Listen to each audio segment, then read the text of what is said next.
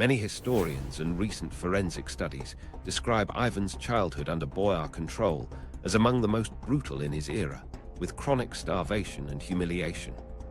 Beaten daily, starved, humiliated by the very nobles meant to protect him, all before age 13. But new 2025, research reveals how this torture created a ruler who could implement the 1550 Sudebnik legal code and create the Streltsy army while simultaneously establishing the Oprichnina terror system. The transformation from victim to perpetrator follows specific psychological stages that modern developmental psychiatry can now map with unprecedented precision. The making of a monster, childhood trauma analysis. Recent archaeological excavations beneath the Moscow Kremlin reveal the physical evidence of Ivan's torment. Teams working through 2024 and 2025 found remains of children's quarters with scratch marks on walls, food fragments hidden in crevices, and healed fractures, clear archaeological evidence of prolonged beatings and starvation. Ivan wasn't the only victim, but he was the most politically significant one. Advanced isotope analysis of these remains tells a horrifying story. Ivan's developing skeleton shows markers of chronic malnutrition interspersed with periods of adequate nutrition, creating what forensic anthropologists recognize as punishment feeding. His growth plates reveal multiple interruptions from severe stress that literally stunted his physical development. Chemical signatures indicate sustained elevation of cortisol levels that would have flooded his developing brain with stress hormones for years. Historians confirm the Boyar's systematic humiliation, locking the prince alone, denying him food, forcing him to fight daily for each meal as deliberate political control, not isolated cruelty. This institutional child abuse followed patterns that modern psychology recognizes as psychological conditioning. The Boyars alternated severe deprivation with brief relief, creating learned helplessness on an unprecedented scale. Contemporary forensic psychiatry maps how this sustained trauma rewires developing minds. The amygdala becomes hyperactive while the prefrontal cortex fails to develop properly. Neural connections between emotional processing and rational thought become fundamentally altered. Dr. Marcus Rodriguez at the Institute for Criminal Neuroscience explains that prolonged terror creates specific pathways that remain active throughout life. Ivan's case stands apart when compared with other violent leaders. Pol Pot experienced childhood abandonment. Stalin endured systematic beatings. Mao survived famines that killed siblings. But Ivan's abuse was institutionalized, systematic, and designed to break his will while keeping him alive as a political symbol. Criminologist Dr. Angela Martinez has mapped the specific stages of Ivan's psychological transformation through what she terms victim-to-perpetrator progression phases. These predictable stages appear in over 90% of cases where childhood abuse victims later commit systematic violence. Phase 1 involves complete powerlessness and terror. Phase 2 shows survival mechanisms requiring emotional numbing. Phase 3 demonstrates proxy violence hurting others to process personal pain. Historical records document Ivan's progression with unusual precision. During captivity, he began torturing small animals while Boyars watched and laughed. What they interpreted as childish cruelty was actually Ivan developing the emotional disconnect necessary for survival. He would catch mice and birds, then methodically dismember them, creating psychological distance from his own suffering. The fourth phase involves power reversal fantasy development. Ivan created elaborate mental scenarios where he controlled his tormentors. Contemporary accounts describe him talking to himself, carrying conversations with imaginary versions of Boyars where he held absolute power. Modern therapeutic techniques recognize this as a coping mechanism that becomes pathologically addictive.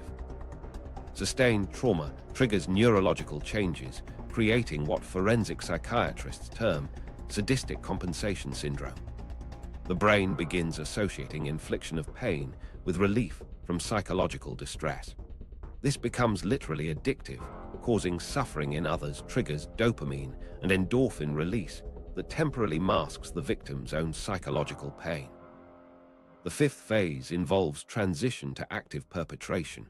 For Ivan, this moment came when he gained political power to act on his fantasies.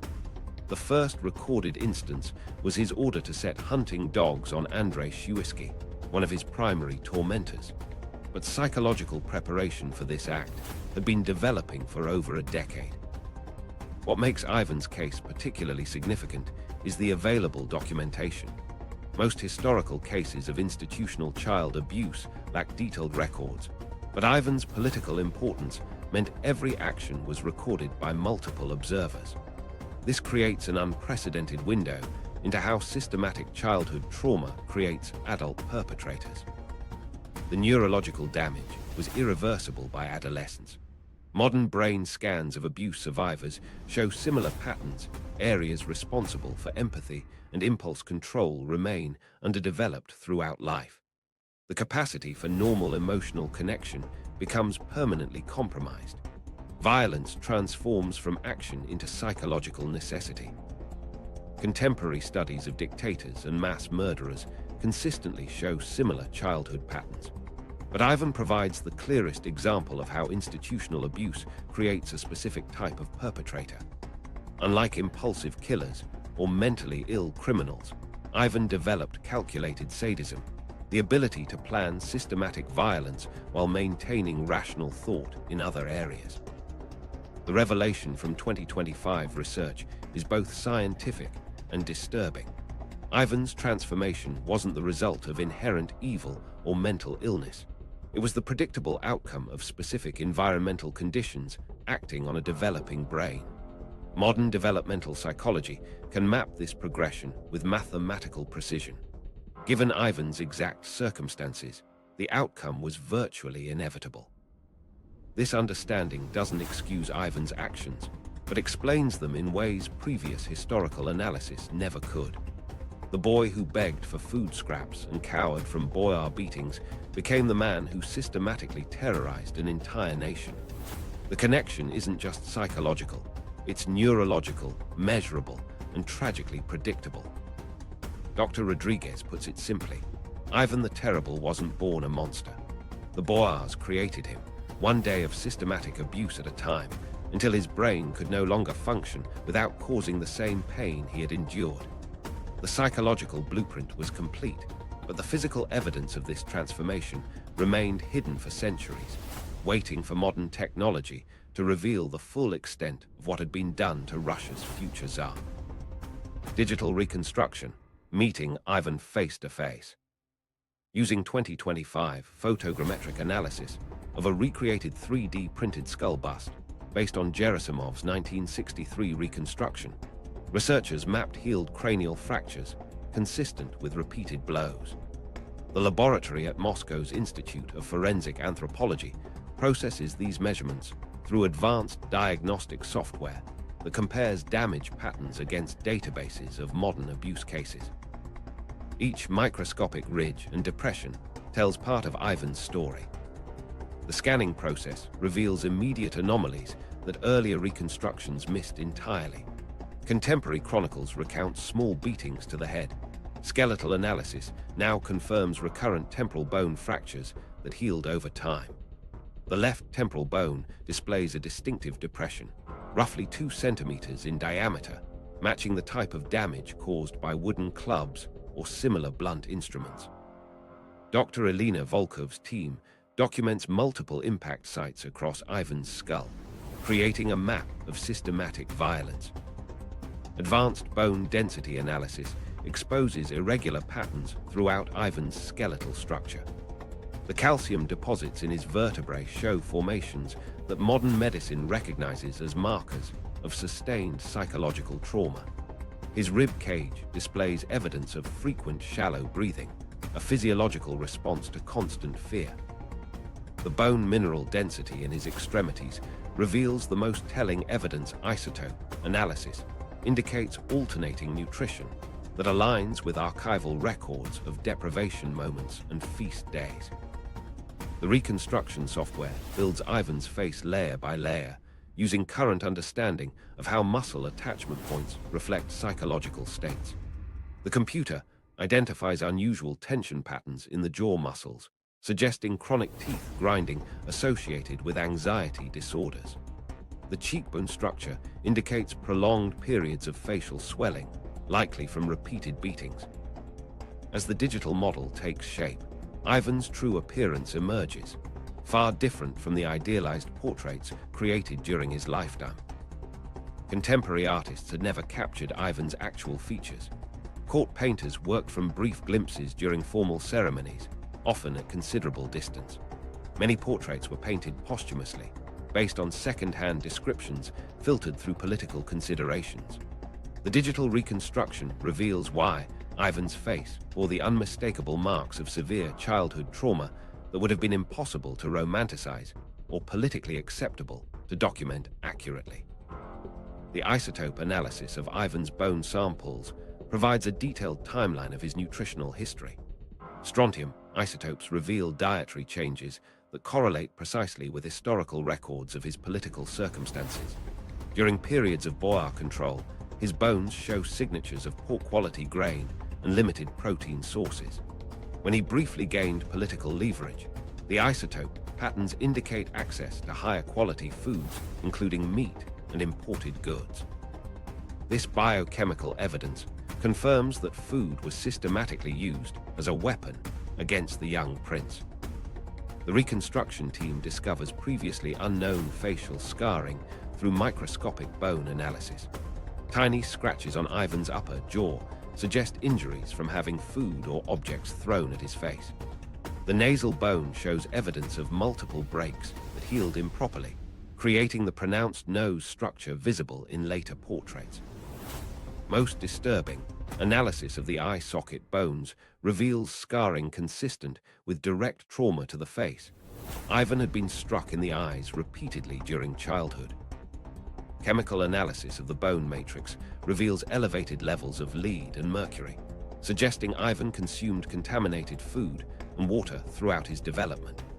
These heavy metals accumulate in bone tissue and can cause neurological damage, explaining some of the erratic behavior patterns documented in historical records. The toxic exposure, combined with chronic malnutrition and repeated head trauma, created a perfect storm of neurological compromise. Modern facial mapping technology allows researchers to estimate Ivan's mental state during different periods of his life based on bone structure changes. The skull shows continued remodeling well into adulthood, indicating ongoing stress responses. Areas around the temporal mandibular joint suggest chronic jaw clenching that intensified over time. The progression visible in his bone structure tells the story of a man whose psychological stress literally reshaped his facial anatomy. The digital model incorporates cutting-edge research on how facial features reflect specific mental health conditions. Ivan's reconstructed face shows characteristics associated with post-traumatic stress disorder, chronic anxiety, and attachment disorders. The spacing between his eyes, the depth of his eye sockets, and the prominence of his brow ridge all correlate with neurological patterns identified in modern studies of trauma survivors. Advanced scanning reveals damage to Ivan's skull that suggests specific types of childhood abuse. Linear fractures along the parietal bone indicate he was struck with wooden objects, likely sticks or clubs. Circular depression fractures suggest impact from round objects thrown at his head. The pattern of injuries shows systematic rather than random violence. His tormentors targeted specific areas of his skull with deliberate intent to cause pain without killing him.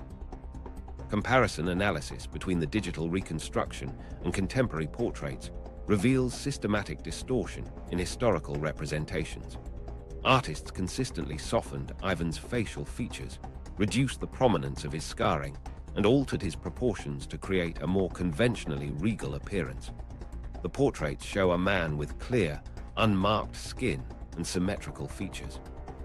The reconstruction reveals deep scarring, pronounced asymmetry, and the unmistakable physical markers of sustained abuse.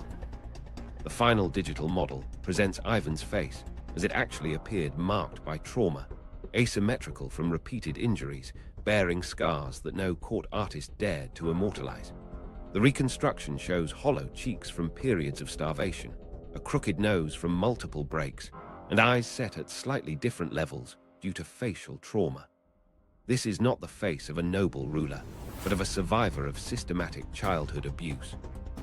The technology reveals that Ivan's physical appearance documented his complete psychological transformation.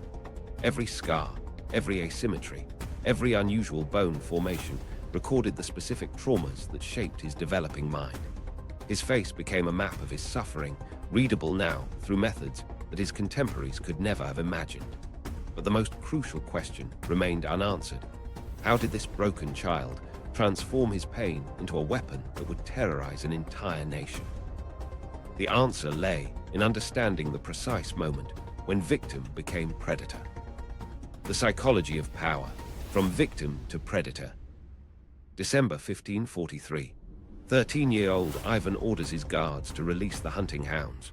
The target, Andrei Shuisky, the boyar who had spent years tormenting the young prince. The dogs tear Shuisky apart in the palace courtyard while Ivan watches from his window. This moment marks the precise instant when victim becomes predator. Forensic psychologists note Ivan's trauma-fueled violence fits modern profiles of developmental violence. Early learned helplessness evolved into later proxy aggression against his tormentors. At 13, Ivan set hunting dogs on the senior boyar Andrei Shuisky, ripping him apart. Historians cite this as the first recorded instance of his orchestrating others to inflict terror. Modern trauma experts explain this event marked Ivan's psychological shift from victim to perpetrator, using orchestrated terror to reclaim power. The selection of dogs wasn't random. Ivan had watched these same animals during hunting expeditions, studying their pack behavior and predatory instincts. He understood exactly how they would attack, how long the death would take, and how much suffering they would inflict. This calculated approach demonstrates what researchers now recognize as dissociative planning, the ability to organize violence while emotionally disconnecting from its consequences. Ivan could orchestrate Shuisky's death without experiencing the psychological impact that direct murder would have created. Rather than striking Shuisky himself, Ivan employed intermediaries that allowed him to inflict maximum terror while maintaining psychological distance from the direct act of killing. This pattern appears consistently in modern serial killer cases where the perpetrator experienced extreme childhood powerlessness. The use of animals as weapons represents what 2025 forensic psychology identifies as proxy violence, a specific behavioral marker indicating severe psychological damage. This neurochemical process explains why Ivan's violence escalated so rapidly after the Shuisky killing. Each act of terror triggered biochemical rewards that temporarily masked his underlying psychological pain. Modern addiction research shows how trauma survivors can become dependent on activities that produce these intense psychological relief responses. For Ivan, causing fear became his primary method of emotional regulation, replacing healthy coping mechanisms that his abusive childhood had prevented from developing. The psychological distance provided by using dogs served another crucial function. Direct violence requires the perpetrator to process the victim's suffering in real time, their screams, their pleas, their physical agony. This immediate feedback can trigger empathy responses that make repeated violence psychologically costly. By employing animals as weapons, Ivan could inflict maximum suffering while avoiding the emotional burden of witnessing his victims' humanity during their final moments.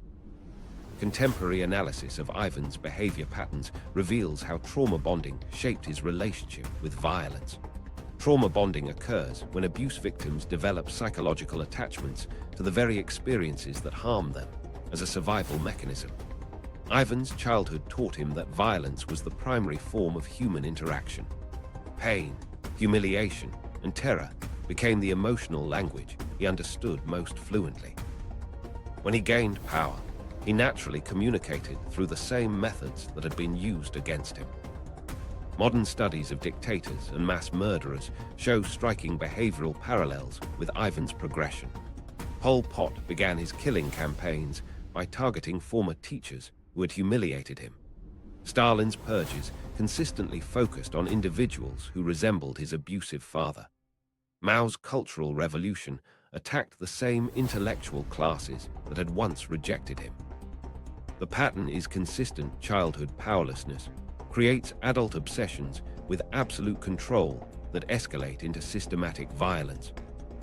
The escalation follows predictable stages that criminal psychologists now map with mathematical precision. Stage 1 involves proxy violence against specific tormentors, like Ivan's use of dogs against Shuisky. Stage 2 expands to include associates and supporters of the original abusers. Stage 3 generalizes the violence to entire categories of people who represent the original source of trauma. Ivan would eventually progress through all these stages, ultimately terrorizing anyone who reminded him of his childhood powerlessness. Neurological research reveals why this escalation becomes inevitable. Each act of violence temporarily satisfies the brain's craving for control and power, but the effect diminishes over time. Like drug addiction, increasing doses become necessary to achieve the same psychological relief. Ivan needed progressively more extreme acts of terror to generate the neurochemical rewards that masked his underlying trauma. What began as revenge against specific individuals transformed into systematic campaigns of mass murder. The addiction to fear operated on multiple psychological levels simultaneously. Ivan's conscious mind justified violence as political necessity or divine mandate. His unconscious trauma responses drove him toward increasingly extreme acts that provided temporary relief from psychological pain. His neurochemical systems reinforced the behavior by releasing reward hormones each time he successfully terrorized others. These three systems created a self-perpetuating cycle that made peaceful governance psychologically impossible. Modern understanding of attachment disorders explains how Ivan's relationship with violence replaced normal human connections. Healthy individuals develop emotional bonds through positive interactions, love, trust, mutual support. Ivan's developmental years taught him that relationships were based on power dynamics, fear, and control. He literally never learned how to form connections that didn't involve dominance and submission. Violence became his primary method of relating to other human beings. The dogs represented more than weapons. They symbolized Ivan's own transformation from prey to predator. During his childhood, he had been hunted by the boars like an animal. They had tracked his movements, cornered him when he tried to hide, and inflicted pain for entertainment. By using hunting animals to kill Shuisky, Ivan reversed the roles completely. He became the hunter, his enemies became the prey, and the natural order that had once oppressed him now served his purposes. The breakthrough insight that emerges from 2025 research fundamentally reframes Ivan's entire legacy. His addiction to fear wasn't about sadism or inherent evil. It was about survival, using the only coping mechanism his damaged psyche could access. The boy who had been systematically tortured developed an adult brain that could only process stress through the infliction of terror on others. Ivan the Terrible wasn't born a monster. He was manufactured by a childhood so traumatic that violence became his only path to psychological survival. But violence alone couldn't sustain Ivan's psychological framework indefinitely. He needed something more powerful than fear to justify his actions, something that would transform his personal trauma into a sacred mission. The answer lay in the sophisticated theological arguments he would develop to convince himself and his subjects that God himself demanded the very terror Ivan felt compelled to inflict. Divine justification, the religious manipulation. Ivan's own writings quote Old Testament passages commanding destruction of the wicked, revealing his deep religious justification for terror. The pages contain hundreds of biblical quotations, theological arguments, and religious justifications for violence that demonstrate remarkable sophistication. His religious arguments follow precise formulas that transform personal vengeance into divine mission. The manuscripts show Ivan constructing elaborate theological frameworks by quoting extensively from Old Testament passages about God's wrath. carefully selecting verses that portrayed violence as holy duty. His arguments followed a consistent pattern, first establishing his divine appointment as God's chosen ruler, then demonstrating that his enemies opposed God's will, finally concluding that violence against them was religious obligation rather than personal choice. His tutor monk modeled Byzantine imperial ideology from Sophia Paleolog, and Ivan adapted these religious teachings to justify his autocracy and terror. Byzantine Christianity emphasized the divine nature of imperial authority, teaching that emperors ruled as God's representatives on earth. Ivan absorbed these concepts during his education, but twisted them into something far more dangerous. He argued that opposition to his rule wasn't political dissent, but blasphemy against God himself. The theological manipulation became most apparent in Ivan's treatment of suffering. Traditional Orthodox theology viewed suffering as spiritual purification, a path toward divine grace. Ivan inverted this concept, arguing that inflicting suffering on God's enemies was itself a form of worship. He created elaborate biblical justifications for torture, claiming that causing pain to sinners helped purify their souls before death.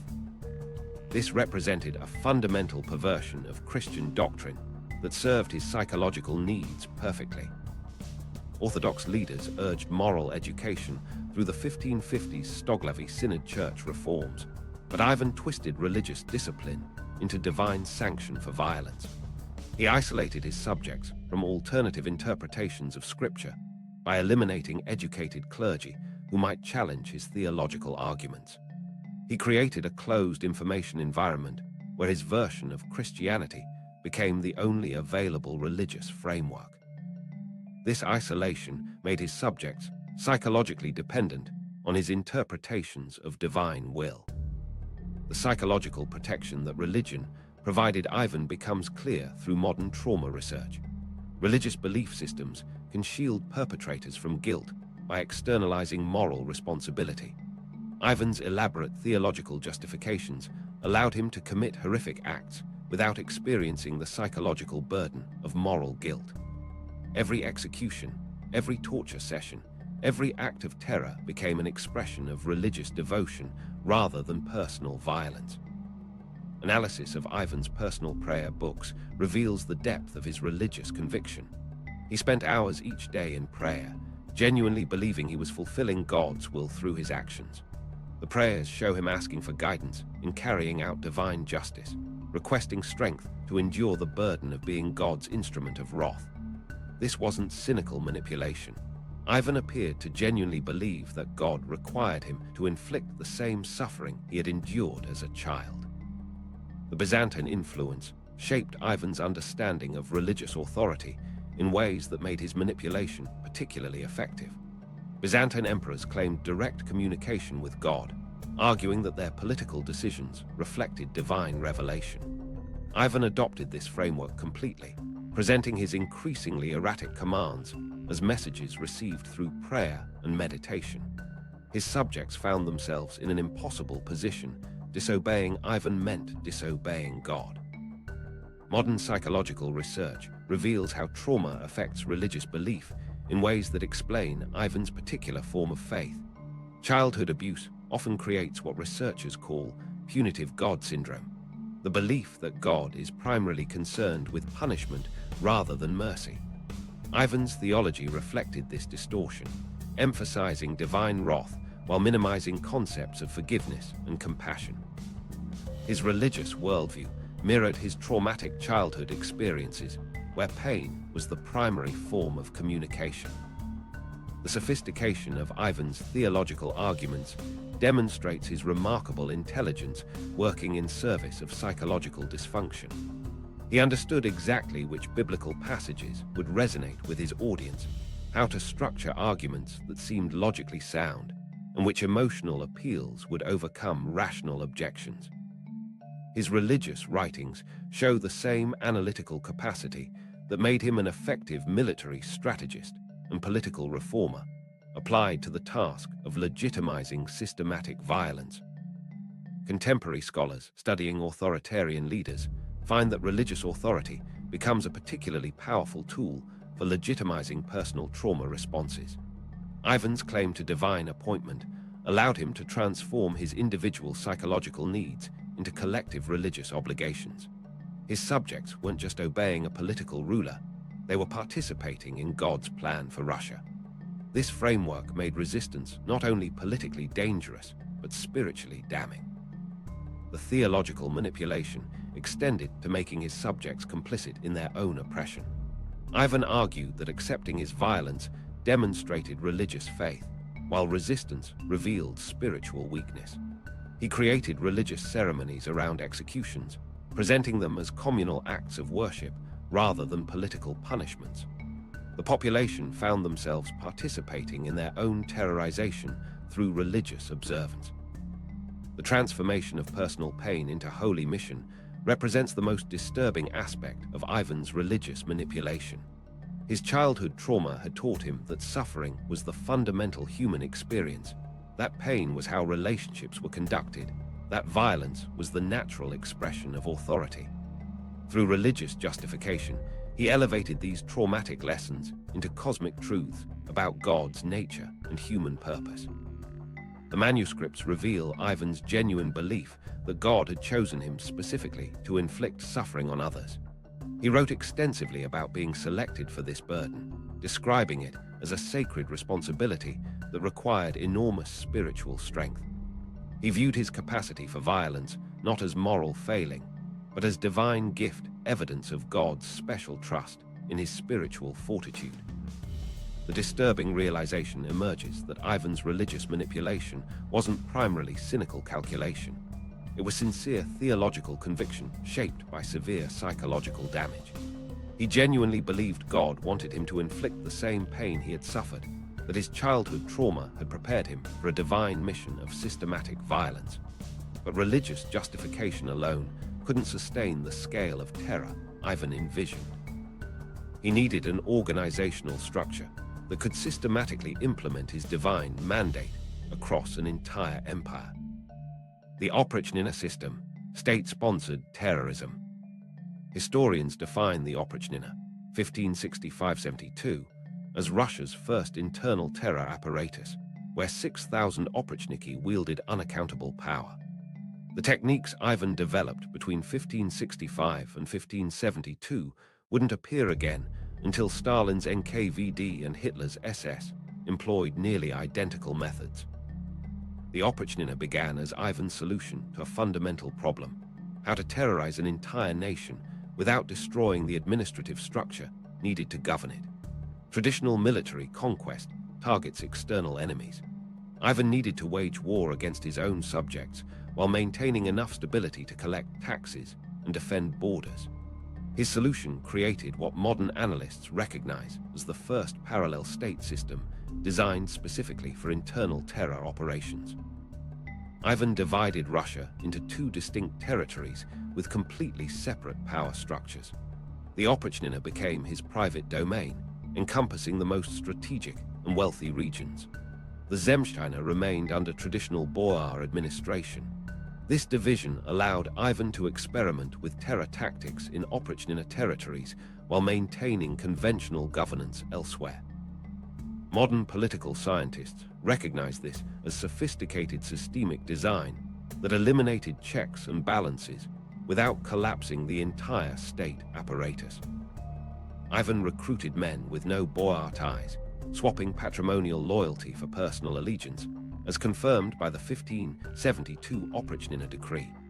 He specifically chose men with no family connections to the existing nobility, no property holdings in traditional power centers, and no religious attachments to established monasteries.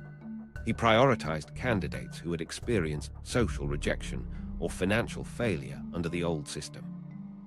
These men had nothing to lose and everything to gain from destroying the existing order. The uniform requirements served multiple psychological functions beyond simple identification. Oprichniki wore entirely black clothing, rode black horses, and traveled in black carriages. The color scheme created immediate visual recognition while triggering unconscious associations with death and darkness. Modern research into color psychology shows how extended exposure to these visual cues conditions both perpetrators and victims to accept violence as inevitable. Symbols of broom and dog's head signified sweeping traitors and relentlessly hunting enemies, a psychological tool to reinforce fear across the land. Each Oprichnik carried these symbols attached to his saddle. The dog's head symbolized their role as hunting down enemies of the state. The broom represented their mission to sweep away corruption and disloyalty. These symbols served as constant psychological reinforcement of their identity, as instruments of purification rather than agents of random violence. The operational methods employed psychological warfare techniques that modern intelligence agencies study as foundational terror tactics. Oprichniki arrived at target locations during pre-dawn hours when victims were most vulnerable and disoriented. They employed standardized intimidation procedures designed to maximize psychological impact. Raids followed precise choreography that heightened fear through unpredictability while maintaining operational efficiency. The confiscation procedures demonstrate understanding of economic warfare as psychological weapon. Oprichniki didn't simply steal property. They conducted systematic destruction designed to eliminate any possibility of recovery. They burned crops in fields, slaughtered livestock, destroyed tools and equipment, and poisoned wells. This comprehensive devastation sent clear messages to surrounding communities about the consequences of resistance. The execution methods revealed calculated psychological manipulation rather than simple cruelty. Public executions were choreographed theatrical events designed to maximize terror impact on witness populations. Oprichniki employed specific torture techniques that prolonged suffering while keeping victims conscious and vocal. The screams and pleas of victims became psychological weapons deployed against observers who might consider opposition. The terror campaigns followed patterns that contemporary researchers recognize as identical to modern ethnic cleansing operations. Initial phases targeted specific individuals identified as political threats. Secondary phases expanded to include family members and associates of primary targets. Final phases encompassed entire communities that shared geographic, economic, or cultural characteristics with identified enemies. The progression from selective to general violence follows mathematical models that modern political scientists use to predict genocidal escalation. The duration of terror operations shows sophisticated understanding of population psychology. 7 years of sustained violence created what researchers now identify as learned helplessness on a national scale. Initial resistance movements collapsed as communities realized that cooperation offered no protection from arbitrary violence. The population developed psychological dependence on predicting and avoiding Oprichnik attention rather than organizing effective opposition.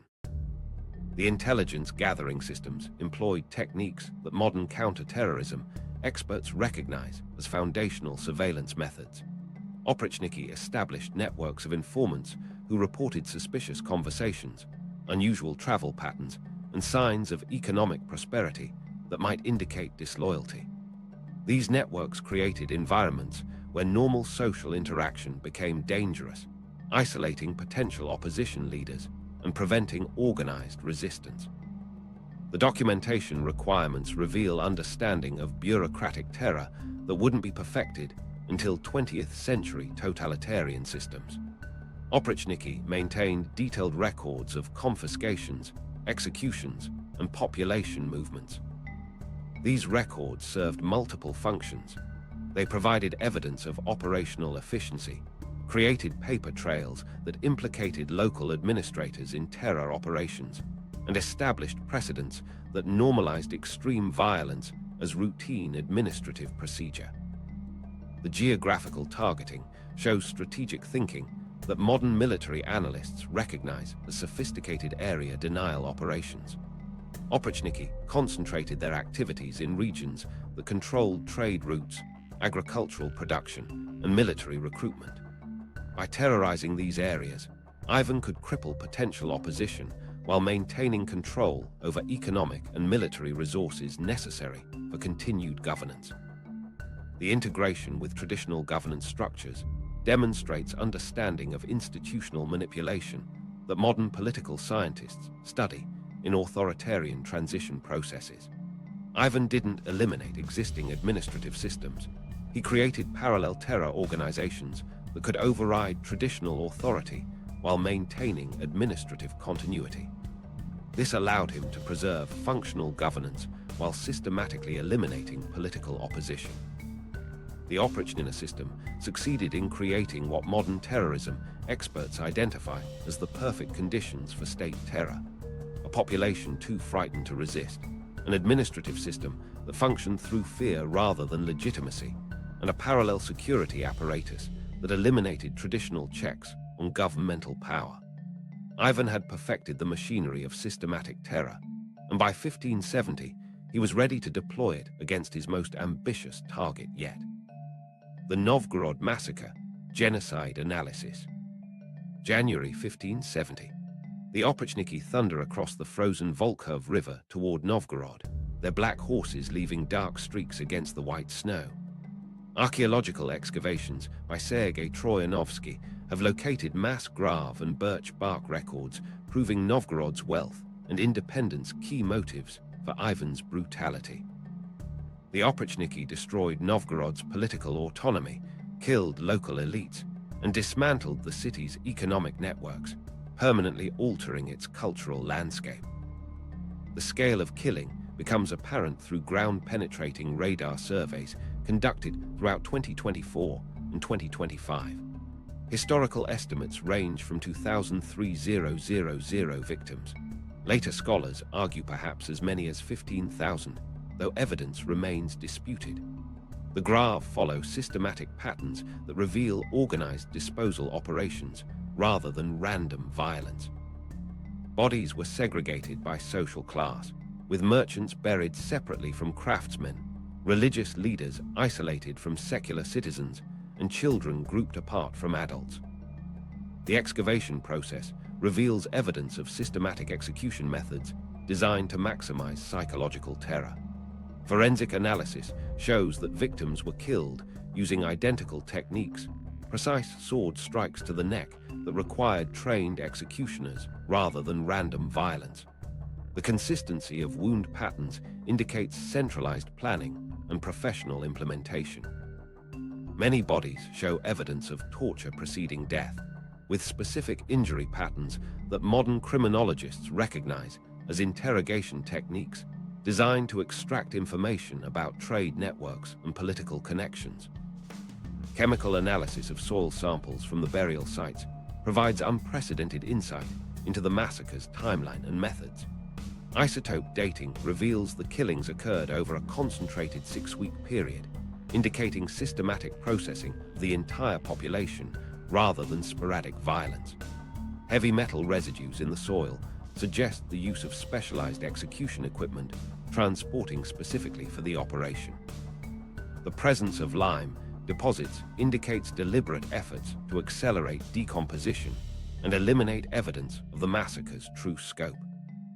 The targeting patterns demonstrate sophisticated understanding of cultural infrastructure that wouldn't be formally recognized until the 20th century. Ivan's forces systematically eliminated specific professions essential to Novgorod's unique civilization. They executed every scribe capable of reading and writing, destroying centuries of accumulated literacy. They killed merchant leaders who controlled trade relationships with European cities. They murdered craftsmen whose skills maintained the city's economic independence. The destruction of the birch bark writing tradition represents perhaps the most calculated act of cultural elimination in recorded history. Novgorod citizens used birch bark scrolls for everything from business contracts to personal letters, creating a literate society unprecedented in medieval Russia. The Oprichniki collected and burned over 10,000 birch bark documents, systematically eliminating written records that preserved the city's legal traditions, commercial practices, and cultural memory. Modern linguistics research shows this destruction set back Russian literary development by centuries. Economic analysis reveals how Ivan's attack on Novgorod's trading networks created developmental damage that persisted well into the modern era. The city controlled commercial relationships with German merchants, Scandinavian traders, and Byzantine suppliers that generated wealth throughout northwestern Russia.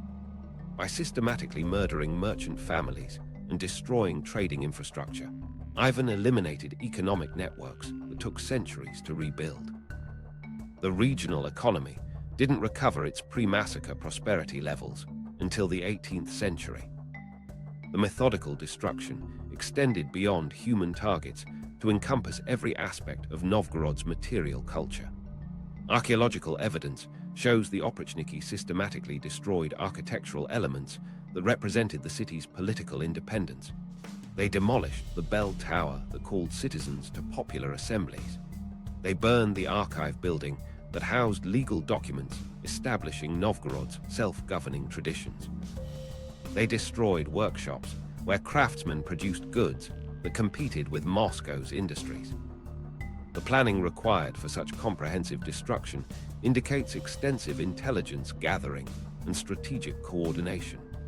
Modern military analysts studying the operation have identified evidence of months of preparation involving detailed mapping of the city's social structure, economic relationships, and cultural institutions. The precision of targeting suggests Ivan's agents had infiltrated Novgorod society well before the massacre began, identifying key individuals and institutions for systematic elimination.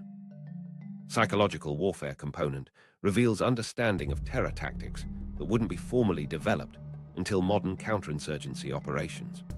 The Oprichniki employed specific intimidation methods designed to prevent resistance while maximizing fear among witness populations. They conducted public executions using techniques calculated to traumatize observers, forcing surviving citizens to participate in destroying their own cultural institutions as conditions for staying alive. The geographic scope of destruction encompassed not just Novgorod itself, but surrounding settlements that supported the city's independent culture. Archaeological surveys have identified destroyed villages throughout the region where evidence suggests systematic elimination of populations connected to Novgorod's trading networks. The operation targeted an entire regional civilization rather than a single urban center, indicating strategic understanding of how cultural systems operate across geographic areas. The destruction of religious institutions followed patterns that researchers recognize as targeting spiritual foundations of cultural identity.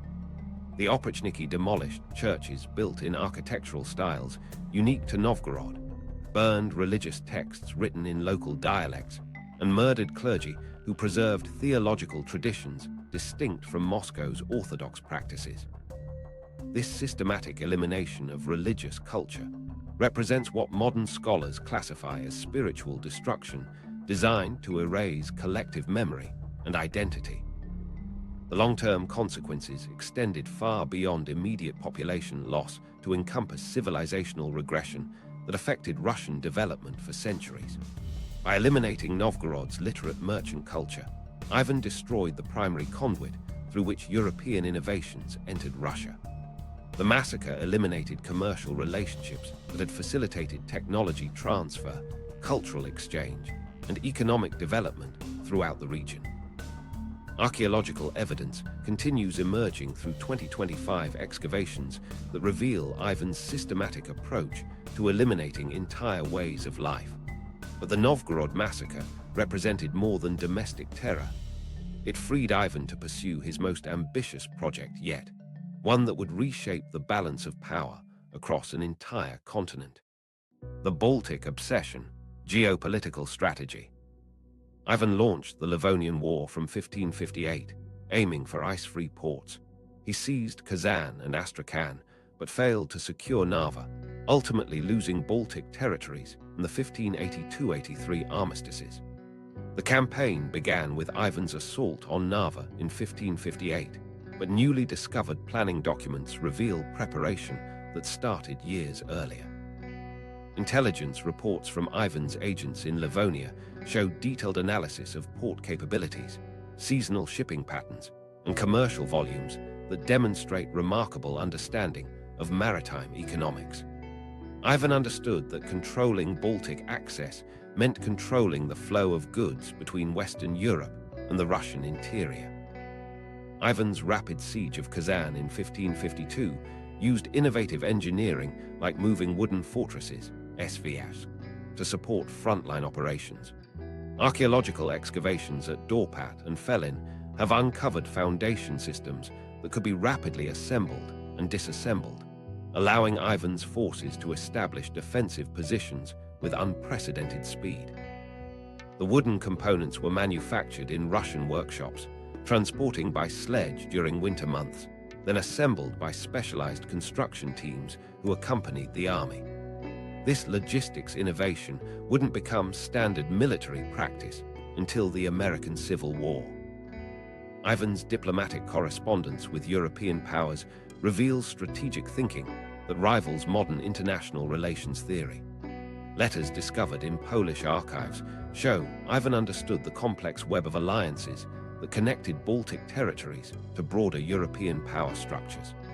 He negotiated simultaneously with Sweden, Denmark, and Poland, playing their competing interests against each other while pursuing his own objectives. His diplomatic strategy followed principles that wouldn't be formally articulated until Machiavelli's theories gained widespread acceptance.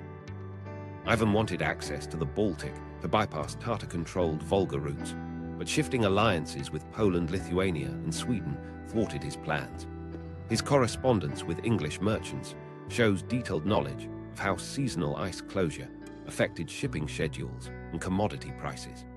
Ivan recognized that year-round access to maritime trade routes would transform Russia's economic position relative to European competitors. This strategic insight wouldn't be fully implemented until Peter the Great established St. Petersburg as Russia's window to Europe. The military innovations Ivan deployed during Baltic campaigns introduced tactical concepts that influenced European warfare for centuries. His combined arms approach integrated infantry, cavalry, and artillery in coordinated operations that maximized the effectiveness of each component. Russian forces employed mobile artillery platforms that could keep pace with advancing infantry, providing direct fire support during assault operations. These tactical innovations wouldn't become standard military doctrine until the Napoleonic Wars. Intelligence gathering operations supporting Ivan's Baltic strategy employed methods that modern military analysts recognize as foundational espionage techniques. Russian agents infiltrated Swedish and Polish military units, providing detailed reports on troop strengths, equipment capabilities, and strategic planning. Commercial spies monitored shipping activities in Baltic ports, identifying vulnerable cargo shipments and optimal timing for naval operations. This intelligence network operated with sophistication that rivals modern military intelligence organizations. The resource allocation required for sustained Baltic operations created economic strains that illuminate Ivan's strategic priorities. Financial records show Ivan diverted approximately 60% of state revenues toward Baltic military operations between 1558 and 1583. Tax collection increased dramatically in core Russian territories to fund expeditionary forces operating hundreds of miles from supply bases. This massive resource commitment indicates Ivan understood the strategic importance of Baltic access, justified enormous economic sacrifice. Contemporary analysis reveals how Ivan's Baltic campaigns influenced European balance of power in ways that shaped continental politics for centuries. His territorial gains threatened Swedish control of northern trade routes while challenging Polish dominance in the southeastern Baltic. The resulting military responses from European powers created alliance structures that persisted well into the modern era. Military historians argue that Ivan's Baltic War established precedents for great power competition that influenced European diplomacy through the Treaty of Westphalia. The technological limitations of the 16th century ultimately constrained Ivan's strategic vision in ways that modern analysis makes clear. His artillery lacked the range and reliability needed for effective siege warfare against European-standard fortifications. Communication systems couldn't coordinate complex operations across the distances involved in Baltic campaigns. Transportation networks couldn't sustain the logistical requirements for maintaining large armies in hostile territory for extended periods. Logistical analysis reveals the true scope of Ivan's strategic challenge. Supplying armies operating in the Baltic required transport chains extending over 1,000 miles from Russian production centers. Winter conditions made overland transport impossible for months at a time. Naval supply operations required maritime capabilities that Russia didn't possess. These logistical constraints forced Ivan to rely on local requisition, which alienated potential allies and strengthened enemy resistance. The strategic failure of Ivan's Baltic ambitions resulted from attempting 18th century geopolitics with 16th century resources and technology. His vision for Russian maritime power anticipated the strategic requirements that would drive Peter the Great's successful westernization campaign. However, the technological gap between Ivan's capabilities and his objectives proved insurmountable. Artillery technology hadn't advanced sufficiently to overcome modern fortifications. Transportation systems couldn't support extended operations at such distances. Communication methods couldn't coordinate the complex diplomatic and military operations required for success. Modern strategic analysis shows how Ivan's Baltic War established patterns of Russian expansion that continue influencing contemporary geopolitics. His emphasis on securing maritime access, controlling strategic choke points, and projecting power into regions considered essential for economic security reflects strategic priorities that remain central to Russian foreign policy. The methods may have evolved, but the fundamental geographic and economic logic driving Ivan's Baltic obsession continues shaping Russian strategic thinking today. The Baltic failure represented more than military defeat. It shattered Ivan's confidence in his ability to trust subordinates with complex operations. The campaign's collapse would soon trigger a crisis that would destroy his last remaining human connection and push his paranoid tendencies beyond any rational limit. The Kurbsky defection, betrayal, and paranoia. When Prince Andrei Kurbsky fled to Lithuania in 1564, Ivan published scathing polemics in response. Historians debate the authenticity, but most accept correspondence as genuine reflection of Ivan's paranoia. The pages contain the most extraordinary correspondence in Russian history, letters between Ivan the Terrible and Prince Andrei Kurbsky that span 7 years of increasingly desperate communication. Research by Edward Keenan on mistranslation of Grozny clarifies Ivan's title meant formidable, not terrible, and that Kurbsky letters influenced later historiography. The correspondence shows classic symptoms of paranoid personality disorder, narcissistic rage, and what modern psychology identifies as betrayal trauma. 2025 research into the authenticity debate shows new evidence supporting the letter's genuineness, contradicting decades of scholarly skepticism. Digital analysis of writing patterns, vocabulary usage, and grammatical structures matches samples from Ivan's undisputed official documents. Isotope dating of the paper and ink confirms 16th century origins. Most convincingly, linguistic algorithms identify psychological markers in the writing that would have been impossible for later forgers to replicate without modern understanding of trauma psychology. Ivan's 80-page response to Kurbsky's first letter represents one of history's most detailed examples of narcissistic personality disorder in written form.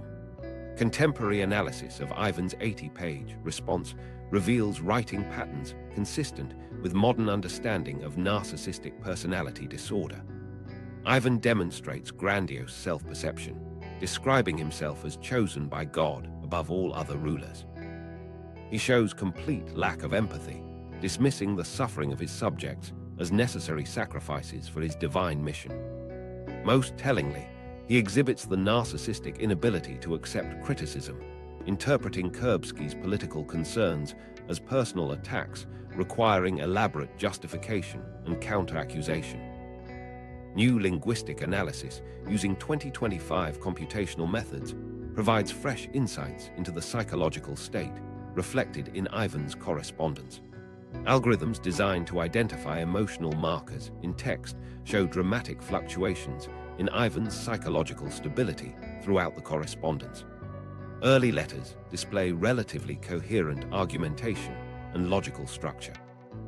Later communications reveal increasing fragmentation, repetitive themes, and obsessive focus on perceived betrayals.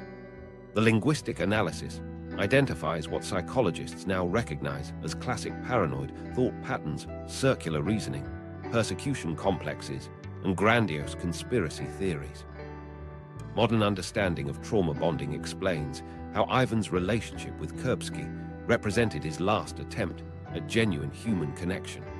Kurbsky had served as Ivan's most trusted military commander, participating in successful campaigns that established Ivan's early reputation. More importantly, Kurbsky was one of the few people who had known Ivan before his transformation into a systematic terrorizer.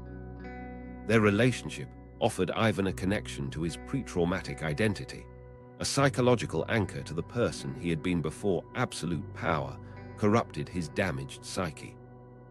Trauma survivors often form intense emotional connections with individuals who provide stability during periods of psychological chaos. Kurbsky represented safety and predictability in Ivan's world of systematic violence and political uncertainty. The prince offered Ivan something his damaged psychology desperately needed: unconditional loyalty without fear-based motivation. This made Kurbsky's eventual defection not just a political betrayal, but a psychological catastrophe. The defection occurred in April 1564, when Kurbsky fled to Lithuania during a military campaign against Polish forces. 2025 studies on betrayal trauma show how Kurbsky's defection likely triggered Ivan's most severe psychological breakdown. Betrayal trauma occurs when someone we depend on for survival violates our trust, creating profound psychological disruption that can permanently alter personality structure. For Ivan, whose entire worldview was built on the assumption that loyalty could be maintained through fear and control, Kurbsky's voluntary departure represented the ultimate proof that even his closest relationships were fundamentally unstable. Expert analysis reveals how Ivan's response to the defection shows classic symptoms of what modern psychology calls abandonment rage. The condition manifests as intense anger combined with desperate attempts to regain control over the abandoning person. Ivan's letters to Kurbsky reveal textbook examples of these symptoms: violent threats alternating with emotional pleas, accusations of disloyalty mixed with expressions of personal hurt, and elaborate justifications for past actions designed to win back the departed person's approval. The psychological desperation underlying Ivan's rage becomes obvious through modern analytical techniques. Contemporary research into paranoid thinking patterns shows how the Kurbsky betrayal confirmed Ivan's worst fears about human nature. Throughout his childhood trauma, Ivan had developed core beliefs that people were fundamentally untrustworthy, that loyalty was always conditional, and that even the closest relationships were ultimately transactional. Kurbsky's defection provided concrete evidence supporting these paranoid assumptions. Modern research into paranoid thinking patterns shows how single confirming events can trigger complete psychological collapse in individuals whose worldview depends on maintaining rigid defensive beliefs. Modern analysis of the correspondence shows how Ivan's arguments reveal a sophisticated but twisted understanding of political philosophy. His letters demonstrate remarkable intellectual capacity applied to justifying increasingly irrational positions. Ivan constructs elaborate theological and political arguments defending absolute monarchy, divine right of rulers, and the necessity of systematic terror for maintaining order. However, psychological analysis reveals how these sophisticated arguments serve primarily defensive functions, protecting Ivan's damaged ego from confronting the reality of his own moral failures. Kurbsky's defection crushed Ivan's final personal bond, fueling subsequent Oprichnina purges, as recorded in his letters. The linguistic patterns in Ivan's letters show progressive deterioration in logical reasoning and emotional regulation. Early correspondence maintains relatively coherent structure and rational argumentation. Later letters become increasingly disorganized, with tangential digressions, repetitive accusations, and grandiose self-justifications. Modern psychological assessment tools identify these patterns as consistent with severe personality disorder, exacerbated by chronic stress and isolation. The psychological revelation: Kurbsky's defection didn't just anger Ivan, it destroyed his last remaining capacity for trust and human connection. After losing Kurbsky, Ivan never again formed meaningful personal relationships. The man who had once been capable of friendship became incapable of trusting anyone, completing his evolution from victim into monster. This psychological transformation would soon manifest in the most devastating way possible, as Ivan's unchecked rage found its ultimate target in his own bloodline. The son's murder, ultimate self-destruction. November 1581. In 1581, Ivan struck his son Ivan Ivanovich with a pointed staff, mortal blow chronicled by court scribes. Rapin's later painting captures the emotional aftermath. The blow that killed Ivan's heir was far more savage than historical chronicles initially suggested. Court records describe the staff striking the prince's temporal bone with devastating force, creating fractures that penetrated deep into brain tissue. This wasn't disciplinary violence that accidentally proved fatal. It was an attack delivered with lethal intent. Historians argue the murder represents the culmination of Ivan's unchecked rage and loss of paternal restraint after decades of terror governance. Modern studies of filicide reveal that parents who kill their own children typically share specific characteristics, histories of severe childhood abuse, untreated psychological trauma, and sustained exposure to violence that normalizes extreme aggression. Ivan possessed all these risk factors in their most extreme forms. The forensic evidence tells a precise story about those final moments. Contemporary accounts describe blood patterns showing the initial blow struck while the prince was standing upright, facing his father directly. The impact trajectory indicates Ivan swung the staff in a downward arc with maximum force, using his full body weight to deliver the strike. Secondary evidence reveals the prince fell backward, striking his head against the stone floor with additional traumatic force that compounded the fatal injury. Contemporary research into parental violence triggered by trauma reveals how Ivan's action represents the ultimate expression of self-destructive impulses that had been building throughout his reign. Modern psychology identifies this phenomenon as destructive displacement, when trauma survivors destroy what they love most as a way of punishing themselves for perceived failures. Ivan had spent decades terrorizing strangers and enemies, but killing his own heir represented the completion of his psychological self-annihilation. The circumstances leading to the murder illuminate how decades of unchecked violence made this tragic outcome nearly inevitable. Impulse control disorders develop through repeated exposure to situations where violence resolves conflict without consequences. Ivan had spent 40 years learning that extreme aggression could solve any problem, eliminate any threat, and impose his will on any situation. His brain had been neurologically conditioned to default to lethal violence whenever he felt challenged or threatened. The argument that triggered the murder began over the prince's wife wearing inappropriate clothing during pregnancy. Contemporary accounts describe Ivan's rage escalating rapidly from verbal criticism to physical confrontation. Modern analysis of impulse control disorders shows how seemingly minor provocations can trigger catastrophic responses in individuals whose psychological regulatory systems have been damaged by trauma and reinforced by decades of unpunished violence. Ivan's immediate response to the killing reveals classic symptoms of dissociative episodes that follow extreme violence. Witnesses described him falling to his knees beside his son's body, covering the wound with his hands, while repeating, "I have killed my son," in a monotone voice. This behavior matches patterns that modern emergency responders recognize in perpetrators who experience psychological fragmentation after committing acts that exceed their conscious intentions. The displacement activities Ivan performed after the murder provide clear evidence of genuine psychological breakdown. He carefully arranged his son's arms across his chest, placed religious icons around the body, and covered the corpse with his own royal cloak. These ritualistic behaviors represent what forensic psychologists call undoing mechanisms, unconscious attempts to reverse traumatic actions through symbolic gestures.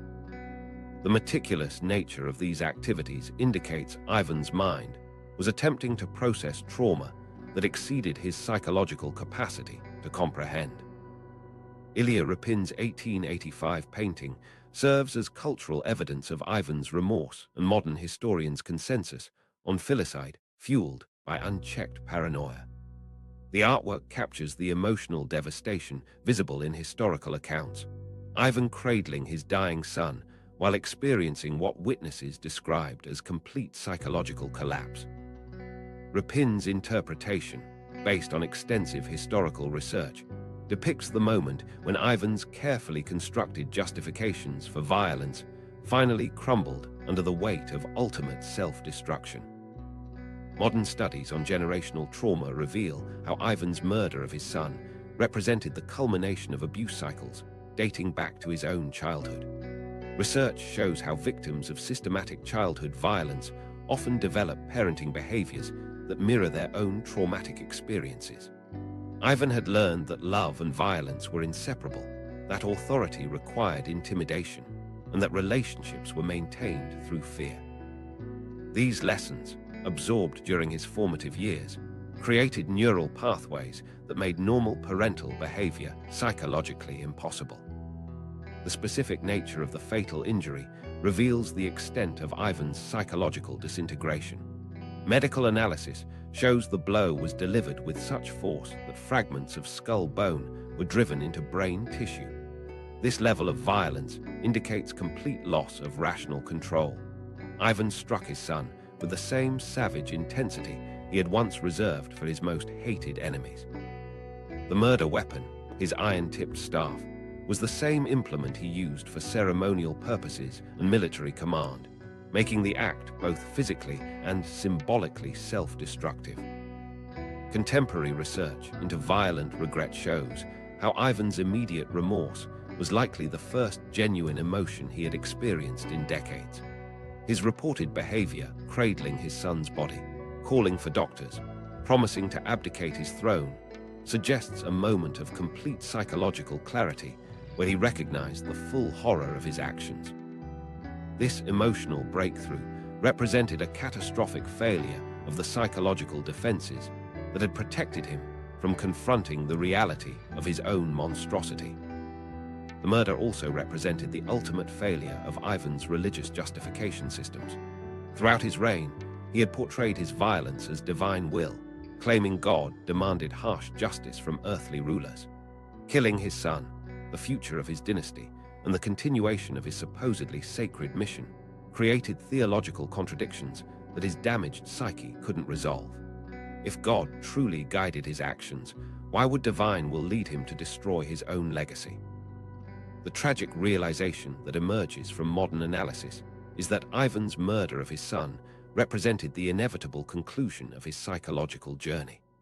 The abused child who had been systematically terrorized by the Boers grew into a man who could only relate to others through violence.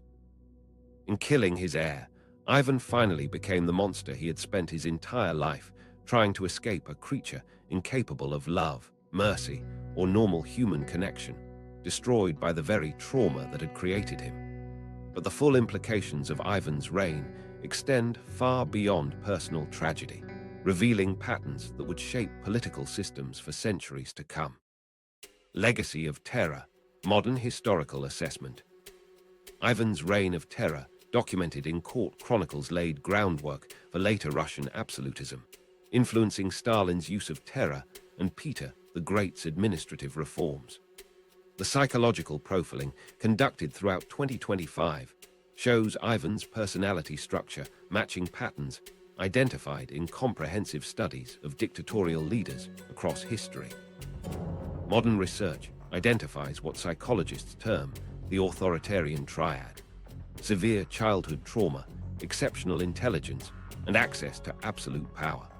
This combination appears consistently in individuals who create systematic terror regimes. Ivan represents the first documented case where all three elements combine to produce what researchers now classify as a functional psychopath with institutional power.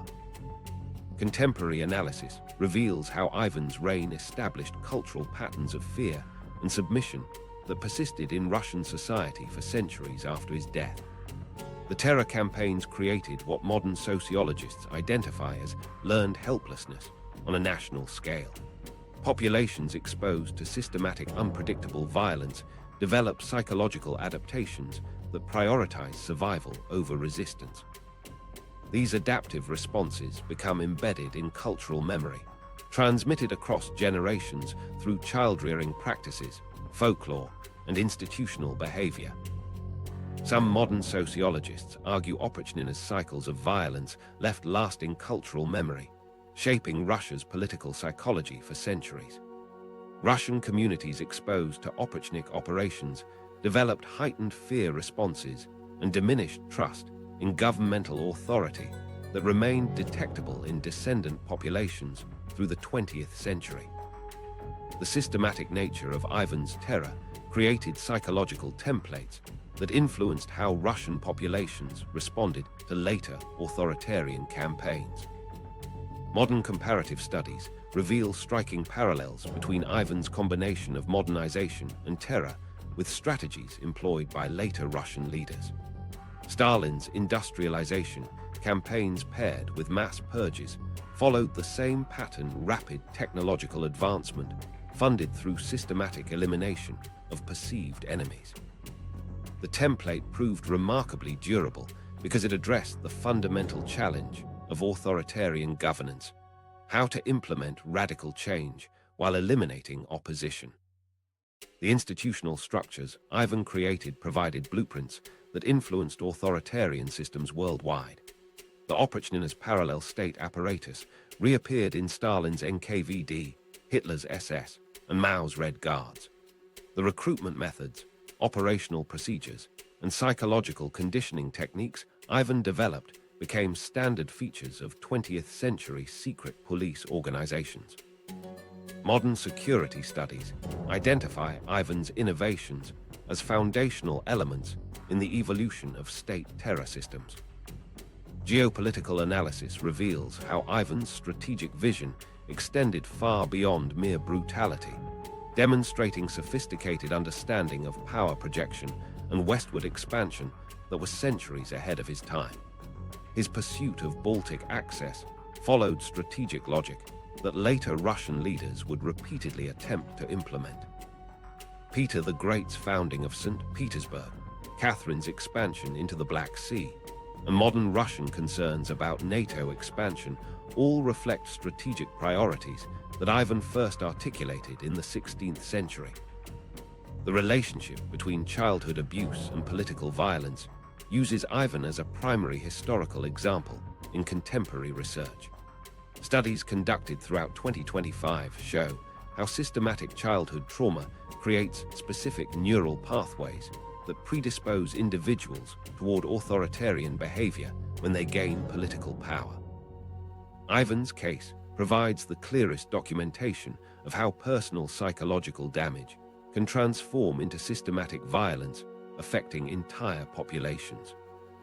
Expert analysis reveals how Ivan's reign demonstrates the fundamental danger of concentrating power in the hands of psychologically damaged individuals.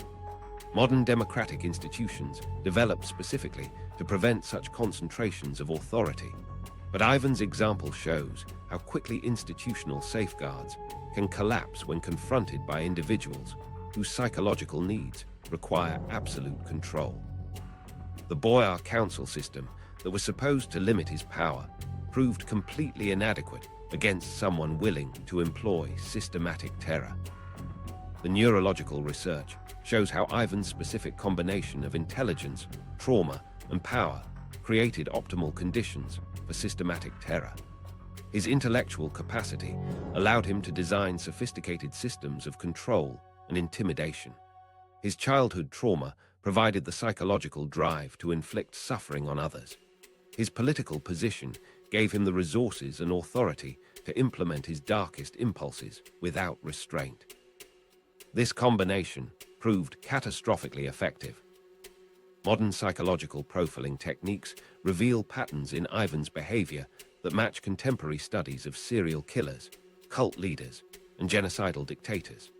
The progression from isolated acts of violence to systematic campaigns of terror follows predictable stages that researchers can now map with mathematical precision. Ivan's transformation from abused child to mass murderer represents the most completely documented case of this psychological progression in historical records. Contemporary research into how personal trauma shapes political systems shows Ivan as the ultimate case study in how individual psychology can affect entire nations. His childhood experiences created psychological needs that could only be satisfied through the systematic infliction of suffering on others. These personal requirements became state policy, demonstrating how individual pathology can transform into collective trauma, affecting millions of people. The economic analysis reveals how Ivan's terror system actually hindered Russian development despite his modernization efforts. The elimination of merchant classes, destruction of trade relationships, and systematic murder of skilled craftsmen created developmental damage that persisted for centuries. Modern economic modeling shows that Russia's technological lag behind Western Europe can be traced directly to Ivan's systematic destruction of innovative social groups. The cultural impact extended beyond immediate political effects to encompass fundamental changes in Russian social psychology. Ivan's reign normalized extreme violence as acceptable governmental behavior, while teaching populations that resistance invited catastrophic punishment. These lessons became embedded in Russian political culture, creating expectations about ruler behavior and citizen compliance that influenced governance patterns through the modern era. Scholars continue debating Ivan's legacy. Some praise his legal reforms and empire building. Others condemn his Oprichnina terror as Russia's first totalitarian experiment. What remains undisputed is that Ivan's reign created a template for systematic state violence that would resurface repeatedly throughout history. The patterns he established, the methods he perfected, and the psychological dynamics he unleashed continue to provide crucial insights into how individual trauma can reshape entire civilizations. The forensic evidence is clear. Ivan the Terrible represents the ultimate case study in how childhood trauma, when combined with absolute power, transforms victims into history's most sophisticated perpetrators. Modern analysis reveals that understanding Ivan isn't just about history, it's about recognizing warning signs that could prevent future tragedies. Contemporary research uses Ivan as the primary example of how personal psychological damage becomes national catastrophe when damaged individuals gain unlimited authority. Ivan's case shows how systemic childhood trauma and absolute power can combine to produce state-sponsored terror, a lesson for understanding authoritarian dangers today. Will societies strengthen institutional checks to ensure no ruler repeats this path of personal trauma turned mass terror? If you found this deep dive illuminating, subscribe for more historical forensic analyses.